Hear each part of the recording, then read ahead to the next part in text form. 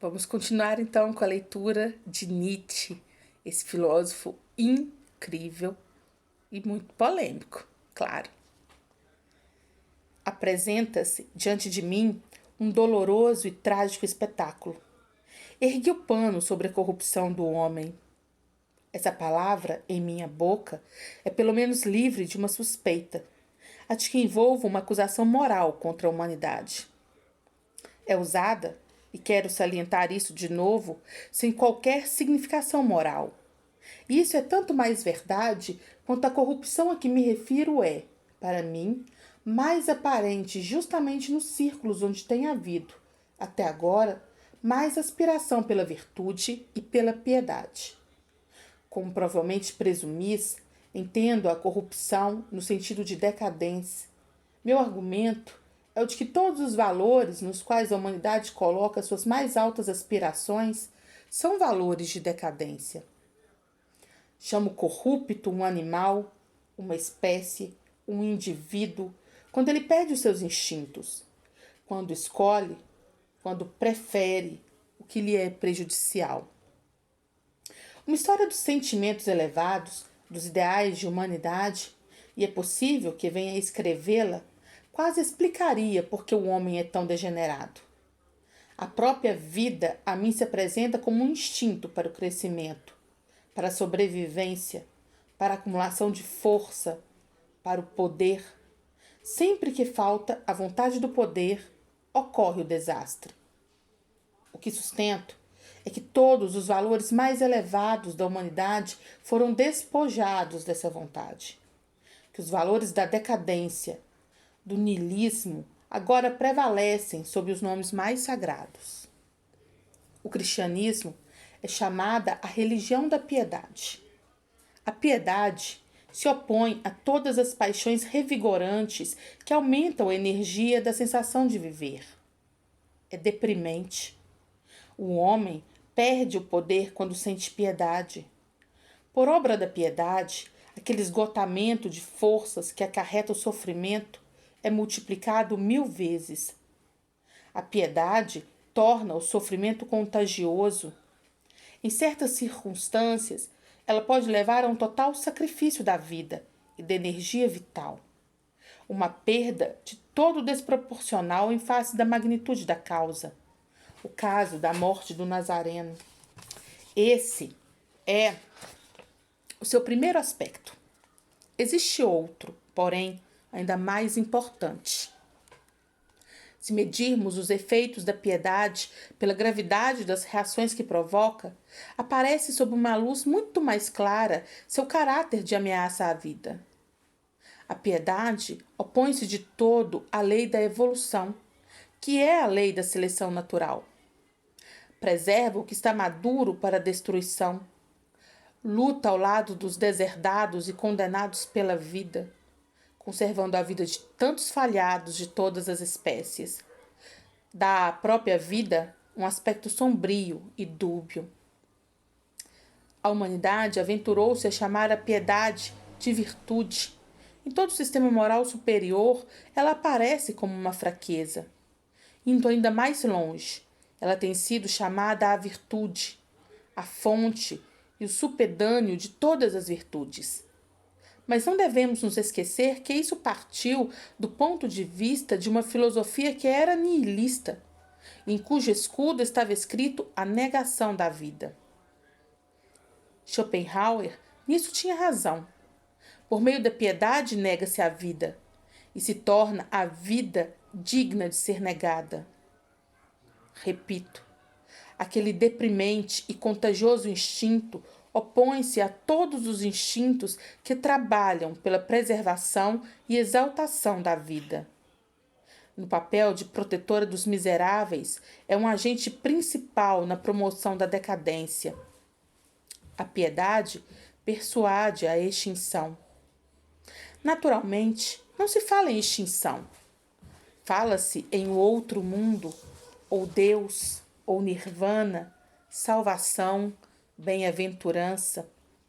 Essa inocente retórica do reino do palavrório ético-religioso se mostra bem menos inocente quando se reflete sobre a tendência escondida sob palavras sublimes, a tendência de destruir a vida. Schopenhauer era hostil à vida. É por isso que a piedade lhe parecia uma virtude. Aristóteles, como todo mundo sabe, via na piedade um doentio e perigoso estado de espírito. O remédio para o qual consistia em um purgativo ocasional. Considerava a tragédia tal purgativo. O instinto vital deve nos permitir algum meio de lancetar qualquer acúmulo de piedade patológico e perigoso que surja, como no caso de Schopenhauer, e também elas em toda a nossa literatura decadente, de São Petersburgo a Paris, de Tolstói a Wagner, para que rebente e escorra. Nada é mais doentio no meio de nosso doentio modernismo do que a piedade cristã. Sermos aqui os médicos, aqui nos mostrarmos implacáveis, aqui empunharmos o bisturi, tudo isso nos compete. Tudo isso constitui a nossa espécie de humanidade. Por esse sinal somos filósofos, somos hiperbóreos. É necessário dizer exatamente quem consideramos como os nossos antagonistas. Os teólogos e todo aquele que tem sangue teológico em suas veias. Essa é toda a nossa filosofia. Deve-se enfrentar de perto tal ameaça, ou melhor ainda, deve-se experimentá-la diretamente e quase sucumbir diante dela. Compreender que ela não deve ser encarada levianamente.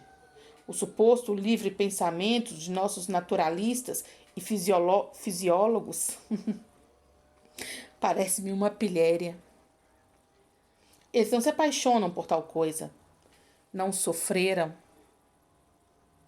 Esse envenenamento vai bem mais além do que a maioria das pessoas imagina.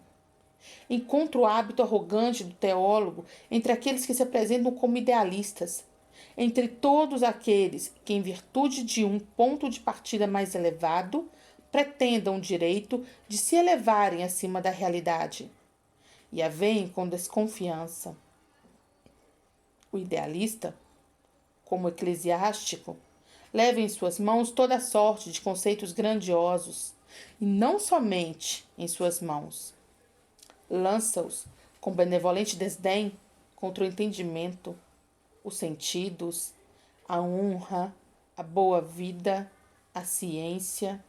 Considera tais coisas como estando abaixo de si, como forças perniciosas e sedutoras sobre as quais a alma paira como uma pura coisa em si. Como se a humildade, a castidade, a pobreza, em suma, a santidade, já não tivesse feito muito mais dano à vida do que todos os horrores e vícios imagináveis. A pureza da alma é uma pura mentira. Enquanto o sacerdote, aquele negador, caluniador e envenenador profissional da vida, for aceito como uma variedade superior do homem, não poderá haver resposta à pergunta: o que é a verdade? A verdade já se encontra em sua cabeça quando o indiscutível agente da inanidade é considerado seu representante. Contra o instinto teológico faço a guerra. Encontro as suas pegadas por toda parte. Quem quer que tenha sangue teológico em suas veias é trapaceiro e velhaco em todas as coisas. A coisa patética que surge dessa condição chama-se fé. Em outras palavras, fechar os olhos para si mesmo de uma vez por todas, evitar compreender a incurável falsidade. As pessoas erguem um conceito de moralidade, de virtude, de santidade sobre essa falsa maneira de encarar todas as coisas. Tem por base da boa consciência uma visão defeituosa. Argumentam que nenhuma outra espécie de visão já não tem valor, uma vez que tornaram a sua sacrossanta com os nomes de Deus, salvação e eternidade. Encontro esse instinto teológico em todas as direções. É a mais espalhada e a mais subterrânea forma de falsidade que se encontra na Terra. Tudo o que um teólogo considera como verdade tem que ser falso. Nisso quase se terá um critério da verdade. O seu profundo instinto de autopreservação se volta contra a verdade que se mostre sob qualquer aspecto, ou mesmo seja enunciada. Sempre que é sentida a influência dos teólogos, há uma transposição de valores e os conceitos verdadeiro e falso são forçados a mudar de lugar. O mais danoso à vida passa a ser chamado verdadeiro, e o que a exalta, a intensifica, a aprova e a torna triunfante é chamado de falso. Quando os teólogos, agindo sobre as consciências dos príncipes ou dos povos, estendem a mão para o poder, não há a menor dúvida quanto à questão fundamental: a vontade de pôr um fim à vontade nihilista de exercer tal poder. Até amanhã com o nosso Lendo Nietzsche, parte 3. Tchau!